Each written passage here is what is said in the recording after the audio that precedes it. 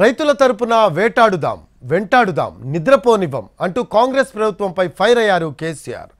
చిల్లర రాజకీయాల కోసం రైతులను పట్టించుకోవడం లేదన్నారు. ఇంజనీరింగ్ లోపాలతో కొన్ని సమస్యలు వచ్చి ఉండొచ్చని, అలాగని కాళేశ్వరం ప్రాజెక్టును వదిలేస్తే ఎలా అని ప్రశ్నించారు ఆయన.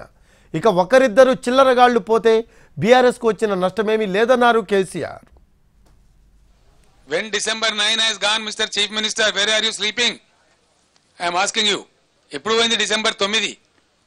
మీ ఇష్టం వచ్చిన సొల్లు పురాణం వాగ్దానాలు చేసి ప్రజలను గోల్మాల్ దింపి జస్ట్ 1.8% ఓట్లతో మీరు గట్టెక్కి మీరు ప్రభుత్వానికి వచ్చినారు. మిమ్మల్ని ఎట్లా వదిలిపెడదాం అనుకుంటారు? మేము తరుముతాం, ఇప్పుడు తరిమి కొడతాం, నిద్ర కూడా పోనీయం.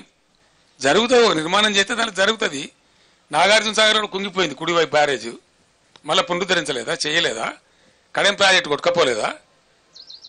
ఓవర్ డ్యామ్ అమెరికాలో 4 సార్లు కొట్టుకపోయింది, ఇడిచిపెట్టిండ్రా వాళ్ళు? పోతే అప్పుడప్పుడు పోతాయి.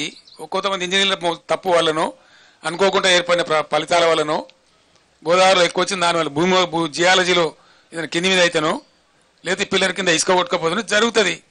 అదే ప్రళయం బద్దలైనట్టు దానికి పెద్ద గందరగోళం పెట్టి అదే ఇక ప్రపంచం అన్నట్టు ఒక చిల్లర రాజకీయ కథ చేసి నీళ్ళు ఇయ్యాల నీళ్ళని వదిలిపెట్టండి. మీరు ప్రధాన ప్రతిపక్ష 39 ఎమ్మెల్యేలను గెలిపించి మేమేం రౌట్ కాలే ఈ రాష్ట్రంలో.